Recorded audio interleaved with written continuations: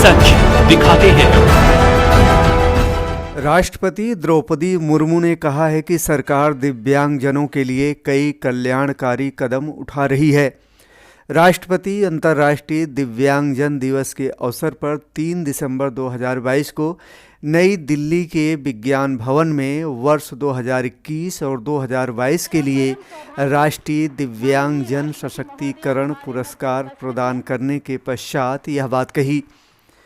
राष्ट्रपति ने कहा कि भारतीय संस्कृति और परंपरा में दिव्यांगता को कभी भी ज्ञान तथा उत्कृष्टता प्राप्त करने के मार्ग में अवरोध नहीं समझा गया है। प्रायः देखा गया है कि दिव्यांगजनों में नैसर्गिक रूप से उत्कृष्ट गुण होते हैं। ऐसे अनेक उदाहरण हैं जहां हमारे दिव्यांग भाइयों और बहनों ने अपने अदम्य साहस, प्रतिभा और संकल्प के बल पर अनेक क्षेत्रों में प्रभावशाली उपलब्धियां अर्जित की है। यदि उन्हें सही माहौल में पर्याप्त अवसर दिए जाएं तो वे हर क्षेत्र में निखरेंगे। इस अवसर पर केंद्रीय सामाजिक न्याय मंत्री वीरेंद्र कुमार और राष्ट्रपति ने क्या कहा, आइए सुनते हैं। आज का दिवस दिव्यांगजन अंतर्राष्ट्रीय दिवस के रूप में मनाया जाता है और यह दिन हम सभी को दिव्यांगजनों के प्रति अपने उत्तरदायित्व का सशक्त रूप से अनुपालन करने के लिए तो प्रेरित करता है।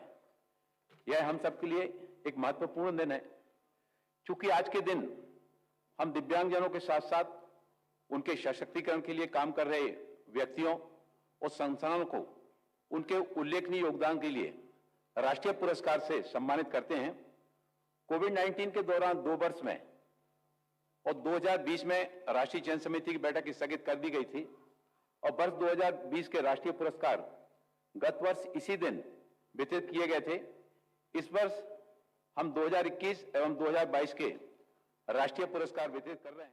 मैं आज पुरस्कृत सभी व्यक्तियों को और संस्थानों को बधाई देती हूँ। ये पुरस्कार आपको दिव्यांगजनों के जीवन में सकारात्मक परिवर्तन लाने की दिशा में आपके उत्कृष्ट योगदान को मान्यता देने का एक प्रयास है।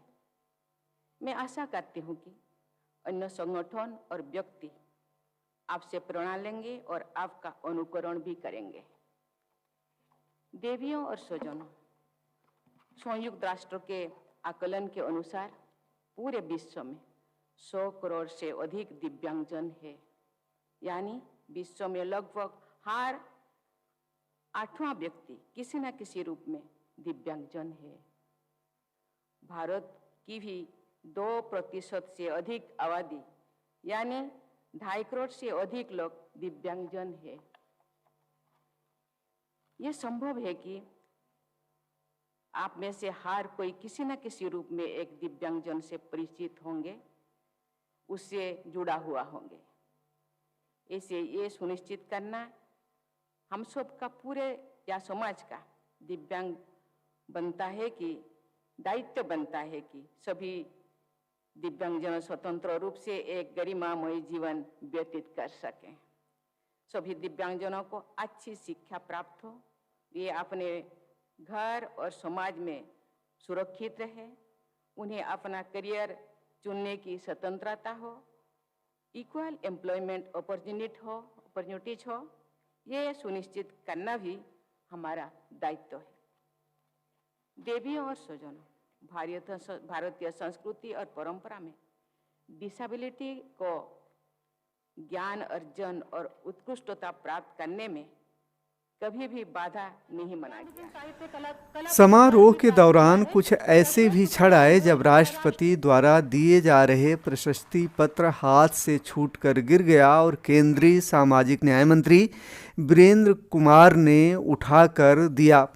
इसी तरह एक दिव्यांग व्यक्ति को पुरस्कार देने के लिए राष्ट्रपति मंच से नीचे उतर आईं और दिव्यांग व्यक्ति को पुरस्कार दिए। अपने आप में यह अनोखा पल था। राष्ट्रपति ने कहा कि शिक्षा ही हर व्यक्ति के सशक्तिकरण की कुंजी है, इनमें दिव्यांगजन भी शामिल हैं। उन्होंने जोर देकर कहा कि शिक्षा में भाषाई अवरोधों को हटाने के लिए प्रौद्योगिकी का अधिकतम उपयोग किया जाना चाहिए तथा शिक्षा को दिव्यांग बच्चों के लिए अधिक सुगम बनाना चाहिए। उन्होंने कहा कि राष्ट्रीय शिक्षा नीति 2020 में भी दिव्यांग बच्चों को बेहतर शिक्षा प्रदान करने के समान अवसर प्राप्त होने के महत्व को रेखांकित किया गया है। राष्ट्रपति को यह जानकर खुशी हुई कि पहली से 6वीं कक्षा के श्रवण बाधित दिव्यांग बच्चों के लिए NCERT की पाठ्य पुस्तकों को भारतीय सांकेतिक भाषा में बदला गया है। उन्होंने कहा कि श्रवण बाधित छात्रों को शिक्षा की मुख्य धारा में लाने के लिए यह महत्वपूर्ण पहल है। राष्ट्रपति ने कहा कि संयुक्त राष्ट्र के एक अनुमान के अनुसार पूरे विश्व में 1 अरब से भी अधिक दिव्यांगजन हैं। इसका अर्थ यह हुआ कि विश्व में हर 8वां व्यक्ति किसी न किसी तरह की दिव्यांगता से ग्रसित है। भारत की 2% से अधिक की आबादी दिव्यांग है, इसलिए यह हम सब की जिम्मेदारी बनती है कि हम यह सुनिश्चित करें कि दिव्यांगजन सम्मानपूर्वक मुक्त जीवन जी सकें। हमारा यह भी कर्तव्य है कि हम सुनिश्चित करें कि दिव्यांगजनों को अच्छी शिक्षा मिले, वे अपने घरों व समाज में सुरक्षित रहें, अपना करियर चुनने की आज़ादी हो और उन्हें रोजगार के समान अवसर मिले। आकाश श्रीवास्तव, नई दिल्ली।